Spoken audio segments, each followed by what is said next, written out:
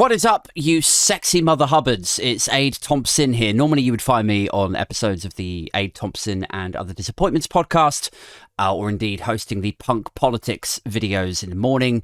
Tonight I just wanted to try something a little bit different. I wanted to respond very quickly to an article that I've just noticed has been published by the FT. It says UK government announces fifth delay to the post-Brexit border controls for food. How about that? UK government announces fifth delay to the post-Brexit border controls for food. Now, why is that interesting? Because if we spool all the way back to the referendum, there was a lot of talk about Project Fear. There was a lot of people saying, look, if you implement these controls, if you put up a sort of trade barrier between the UK and the EU, that is going to create a difference in standards because we're going to diverge from the EU regulatory system. But more importantly, even if you don't diverge, even if you say, okay, well, nothing really has changed so far, so I guess we should be able to sell our stuff back into the EU.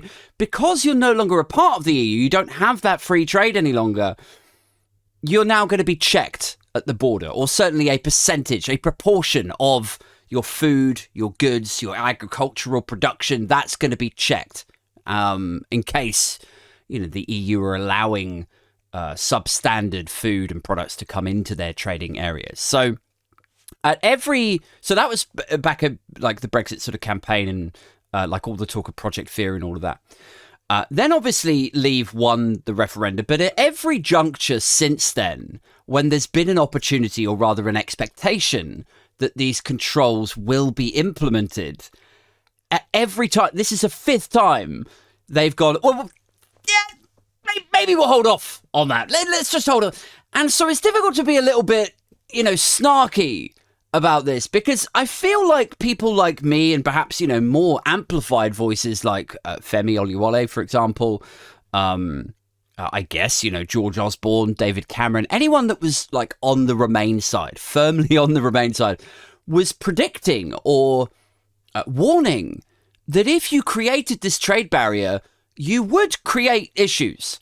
And now, as I say, every time they've tried to implement it, they've then got cold feet. So let's read through this FT article and once again, as we always do on my show, try to make sense of the senseless. So here we go. So UK government announces fifth delay to the post-Brexit border controls for food. New import regime for fresh produce will edge up headline inflation, ministers admit.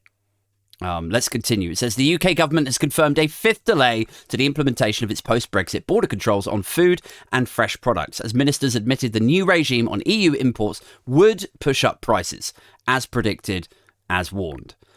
The Cabinet Office said on Tuesday that the government's plans were likely to have an impact on headline inflation, though it insisted the effect was expected to be minor. Right, okay. Estimating it would increase the rate by less than 0.2% across 3 years. I don't know if I believe that. I mean, if it was really 0.2% across 3 years, so what's that, like 0.066%, if I worked that out correctly? I can't imagine they would hold off on implementing the border controls when it is such a source of embarrassment for them. They have all of the Brexiter side saying like, oh, you're not a real Brexiter. Bloody Rishi Sunak, he's a Brexiter in name only. He never really believed in Brexit. He's from the city. He's a Goldman's boy. So of course he's pro-Remain. He's part of globalisation, blah, blah, blah. And you got all of like the Mark Francois, the Nigel Farages, all of that ilk criticising him for failing to implement this stuff again. Then, conversely, over here, you've got all of the Remain lot saying, well, this validates everything that we had warned about. This shows that true implementation of Brexit, the controls, the trade barrier, is a source of inflation. It's a source of problems. It's an economic Whoa, I almost swore there. I've got to be really careful of that. It's an economic fudging disaster.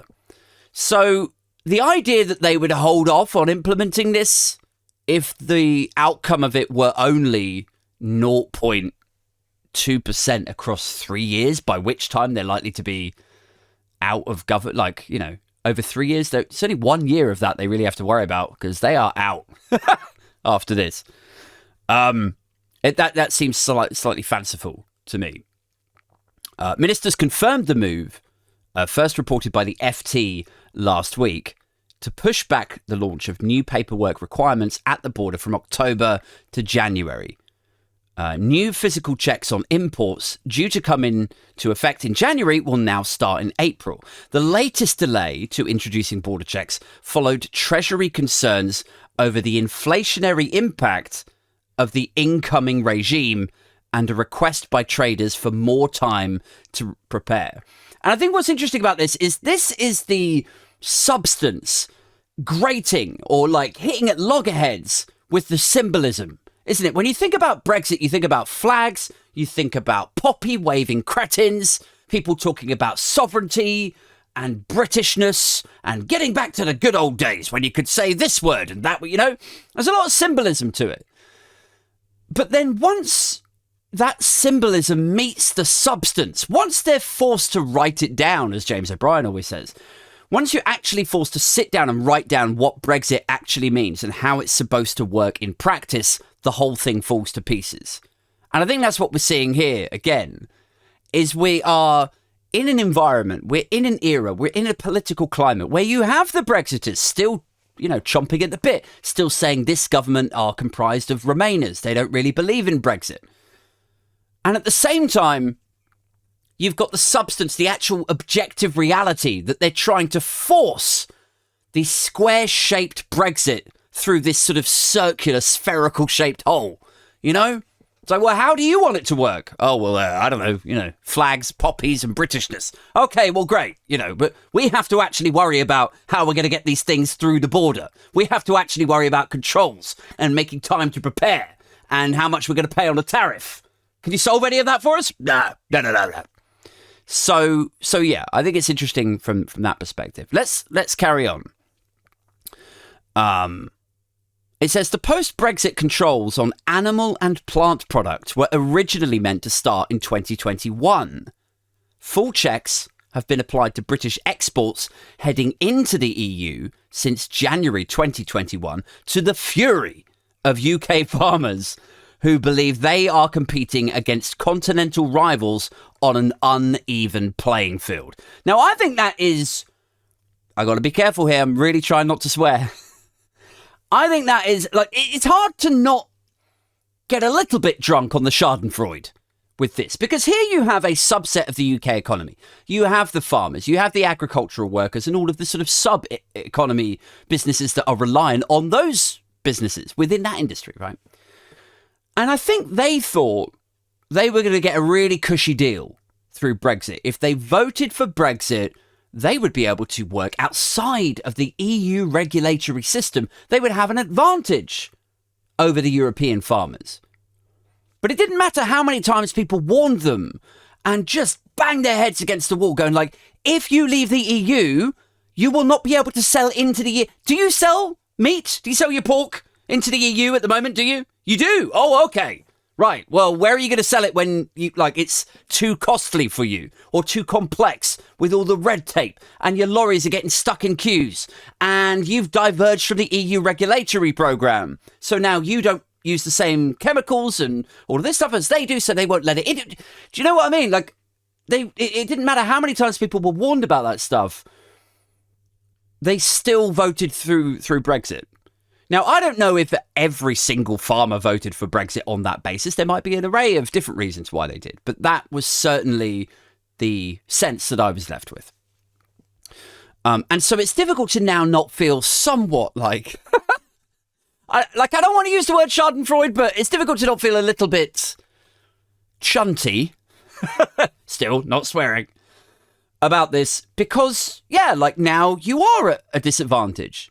The European farmers are selling within the European Union, adhering to the EU's regulatory program, while the British farmers are like they do have to kind of like, you know, you're going to have to you're just going to have to play by their rules, or if you stepped outside of their rules, you're just going to have to take the consequences. Do you know what I mean? Let's continue once more. I don't want this video to be too long, but I just thought it was really interesting that this is now the 5th time. So, where did we get to? Okay, Shane Brennan, Chief Executive of the Cold Chain Federation, which represents the part of the logistics industry transporting products such as perishable food and cut flowers. He said the delay was sensible because of the inflationary impact of the new border. That's why, I think it's got to be more than that 0.2% over 3 years. It's got to. Do you remember when they accidentally leaked, or was it Michael Gove was carrying around a copy of the worst case scenario report of how bad Brexit could get? And there was a line in it, or somehow it got leaked. And it said there might be civil unrest, people might go without food, petrol could soar in price, inflation this and depression that. And then when people said, what's your plan then for dealing with this? They were like, oh, no. I mean, that was literally the worst of the worst case scenario. Yeah, I know. But you're planning for it though, right? What's your plan if it gets so bad? No. We make all sorts of plans. You know what I mean? So I think when we live in this political climate where they just dismiss and disparage concern and they call everything Project Fear, it wouldn't surprise me at all if actually, under the hood, once you scratch beneath the surface, this 0.2% inflation impact of this implementation of these border controls, if that actually turned out this is the best case scenario, the actual worst case scenario that they're really working to is what's going to happen if we put these controls in when we say that we're going to civil unrest. Yeah, they'll go crazy. They'll burn down Whitehall. Oh well, I tell you what, just say that we're not really feeling up to it. It's summer. Just tell everyone that we're just relaxing. It's parliamentary recess. It's fine. Just tell them we're busy. Take the phone off the hook. Let's continue. One last bit, and then we'll wrap up, guys. He said, Brennan also warned that the latest changes to the timetable will not help us with the already massive task of making EU-based businesses aware that Brexit is, in fact, still not done. And they have to invest in the processes necessary to sell to the UK from early next year. So I like this idea that Boris Johnson won the 2019 election saying, get Brexit done. We've got an oven-ready deal, right? And there were a lot of people who, even though they didn't vote for Brexit, they were like, you know what? Faced with the choice of this guy or this guy, I'm going to vote for this guy because I just want the whole thing done. And he says he's got an oven-ready deal. And I know that he's lied about, this and that, and he's cheated on his wife, and he did this, and the guy's a walking lie machine. He is the embodiment of dishonesty. But I really think that this time, he could be telling the truth. I'm just going to roll the dice on this oven-ready deal. There was a lot of people that were like that, And so we voted in Boris Johnson to get Brexit done.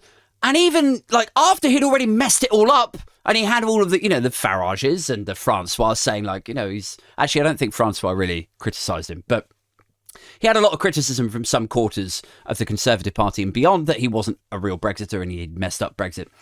And so even after that, there were people saying, well, he didn't really get it done. It's not done. It's so far from done. But even then there was people saying oh, well, what did Boris Johnson ever do for you? Well, he got Brexit done. That was the on cue every time. Should we get rid of Boris Johnson over Partygate? Should we get rid of him over Chris Pincher? Should we get rid of him because he tried to disband the Standards Committee? No. Why not? Why are you clinging on to him? Why do you love Boris Johnson? Well, he got Brexit done, did he? No, he did not. And here is the proof.